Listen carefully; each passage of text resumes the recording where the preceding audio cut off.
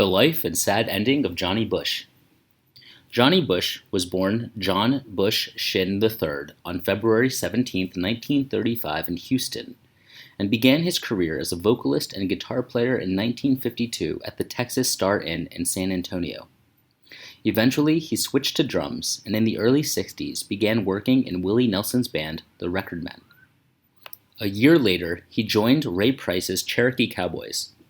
During his 3 years with the band, Bush tried to cut a record deal, but the labels felt he sounded too much like Price to be marketable. Nelson stepped in and paid for Bush to cut his first album, Sound of a Heartache. After the strong local response, he first hit charts in 1967 with the minor hit You Oughta Hear Me Cry. The next year, he had 3 hits, including the top 10 Undo the Right. In 1972, Bush had a top 20 hit with I'll Be There, which led to a deal with RCA and a top 10 hit with his song Whiskey River. Just as Bush reached the brink of stardom, he started to lose his vocal range. Doctors were not able to diagnose the reason until 1978 when they found he had a rare neurological disorder, spastic dysphonia. This did not prevent his recording, but his career soon took a downturn. Working with voice builder Gary Katona in 1985, Bush was able to bring back about 70% of his original voice. The following year, he and Daryl McCall teamed up to record the successful honky-tonk album Hot Texas Country. He then assembled a large country band and began performing around San Antonio. In 1994, he and the band released Time Changes Everything and launched a major tour. The 1998 follow-up, Talk to My Heart, was regarded as one of his finest recordings in many years.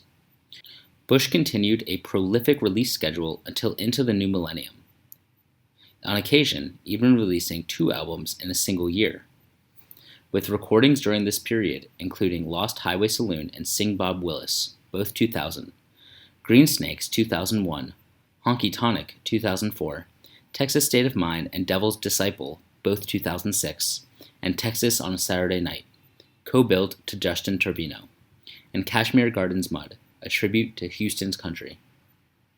In 2002, he was honored with the Annie Glenn Award from the National Council of Communicative Disorders for Bush's work in bringing attention to the condition of spasmodic dysphonia.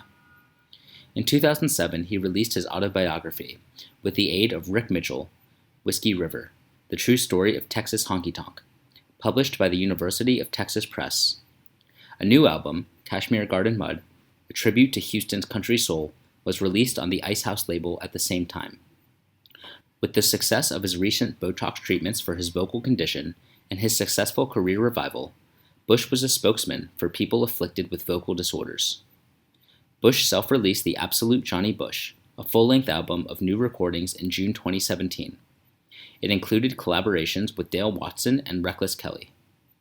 Bush died at a hospital in San Antonio on August 16, 2020. He was 85 and suffered from pneumonia in a time leading up to his death. Thank you for your presence in this world. Johnny Bush, we will always miss you.